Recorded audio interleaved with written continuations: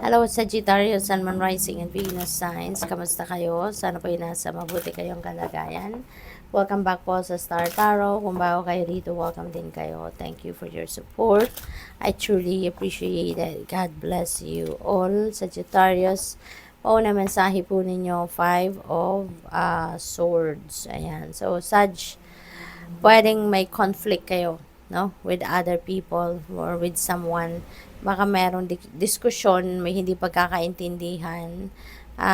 Maaring meron kayong nasabi na hindi nagustuhan ng kabilang party, or baka meron silang nasabi, meron silang mga declaration, may mga impormasyon na pinalabas na hindi ninyo nagustuhan. So, probably ganun ang ganap, kaya nagkaroon dito ng conflict.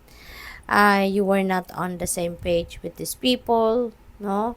At pwede rin na nasaktan nyo ang kalooban nila, or sila yung nakasakit ng inyong damdamin, no? Kaya nag-walk away kayo from each other.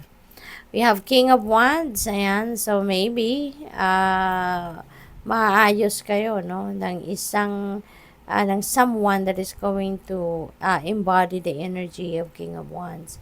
Maaring sa opisina yan, sa trabaho, baka ayusin kayo ng boss ninyo, ng manager ninyo, yung gano'n, ano, baka may pag-uusap na magaganap, baka patawag kayo sa opisina, something like that, pagharapin, yung gano'n, ano. Pwede rin naman na hindi, depende sa inyong sitwasyon, okay? Si King of Wands then, ano, this is someone that is very influential, so pwedeng ang iba sa inyo kayo, no? Kayo ito, si King of Wands. This is your energy anyways.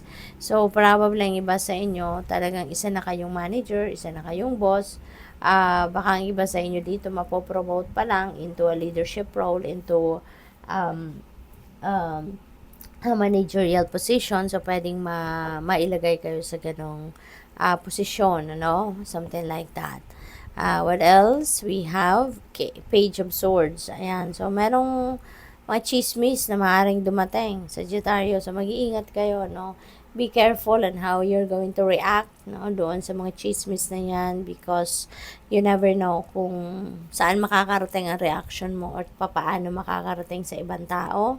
Because kung merong nga nagchichismis sa'yo, so pwede rin na ikaw, kung nakatalikod ka din, or nakatalikod siya sa'yo, baka ikaw din ang pwedeng maging subject ng kanyang chismis. So, be careful, no?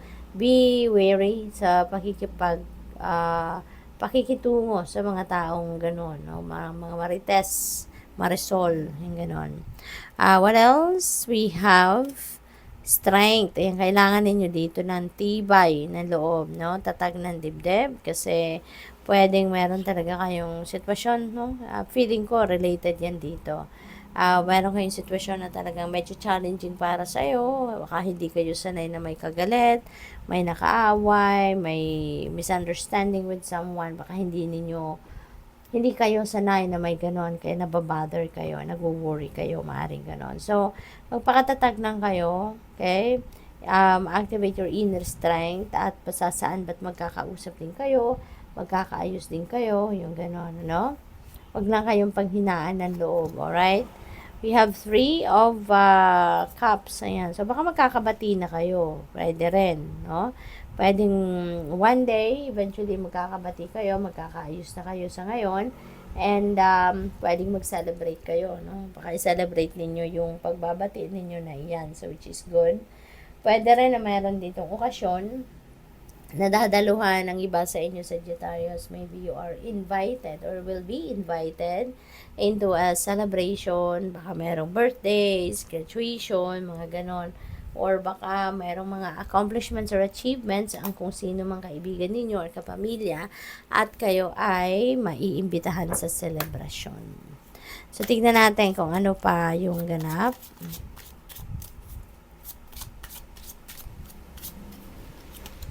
We have thoughts. Ayan. So, meron kayo iniisip. Possible na ito yung iniisip ninyo. Hindi kayo mapakali.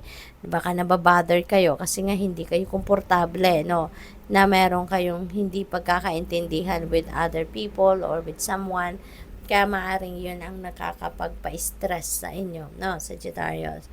And maybe isang babae, no, ang iniisip ninyo. Baka yan ang nakaaway ninyo, nakasagutan talaga, maaring ganon. Pwede rin naman na hindi ganon ang sitwasyon, no? Depende sa mga kaganapan sa buhay ninyo. Pwede nga iniisip ninyo rito, baka malayo sa inyo, baka nasa malayong lugar, baka asawa nyo to, girlfriend nyo, or baka mom ninyo, yung ganon. So, maybe iniisip mo, naaalala mo kasi nasa malayo kayong bawat isa sa inyo nandun sa far away from each other, no? Marriage, ayan, so siguro ang iba sa inyo magpapakasal, no? Pwedeng ang iniisip ninyo, ito yung ano ninyo, yung mapapangasawa, yung jowa ninyo. So pwedeng may marriage dito, pwede rin na pwedeng romantic marriage ito, pwedeng business, no? Marriage in business, baka business partnership, ganon. Coffin, ayan, so bagong ano to, no? This is new beginning energy. This is ending and beginning. So pwedeng depende sa inyong sitwasyon ha, collective reading ito. So, pwedeng ang iba sa inyo, merong nagtapos, kasi tapos na to nakasara na yung ano. So, kung anong sitwasyon dito, tapos na siya and you're heading towards a new beginning. So, pwedeng merong marriage dito na nag-end na, no? So, pwedeng business partnership na nag-end na, tinapos nyo na, at since meron tayong King of Wands, baka magsisimula ka ng sarili mo ng negosyo, no? Hindi ka na makikipagsosyo, hindi ka na makikipagpartner, so pwedeng magtatayo ka na ng sarili mong negosyo.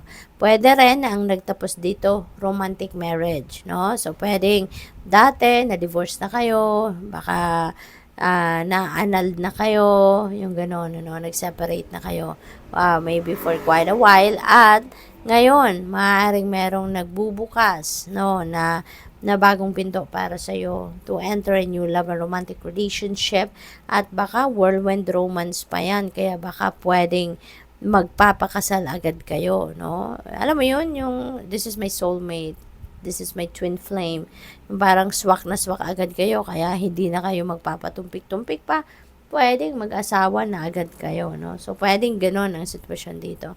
Since we also have celebration energy, so pwede, diba? Possible yan na mayroong kasalan na magaganap. We have despair, ayan, number 32. So, maybe may trabahong natapos, no? So, since katabi pa rin niya si Coffin, baka merong, baka natanggal sa trabaho sa inyo, baka na-terminate ang kontrata ninyo na mas maaga, kaya nawalan ng trabaho siguro ang iba sa inyo. Kaya magpakatatag lang kayo, okay? Huwag kayong mawala ng pag-asa. Keep your hope and faith alive, no? Pasasaan ba't magiging maayos din ang lahat? Magkakaroon din ng bagong pagkakataon dito na makahanap kayo ng trabaho. Journey, ayan, may travel si Sagittarius. So, baka ito na yung offer sa inyo ng trabaho. Baka this is an overseas job opportunity na dadaluhan ninyo. Okay? So, since katabi niya ito, pwedeng trabaho ang pupuntahan ninyo rito sa travel na to. Pwede rin naman na pamamasyal kasama ang kaibigan, mga kaibigan or kapamilya. Pwedeng may pupuntahan, dadaluhan kayong okasyon, selebrasyon, kasalan, no, ng kung sino man, at maaaring kailangan pa ninyong mag-travel. So, good luck sa'yo. Thank you for watching. Love and light. Namaste.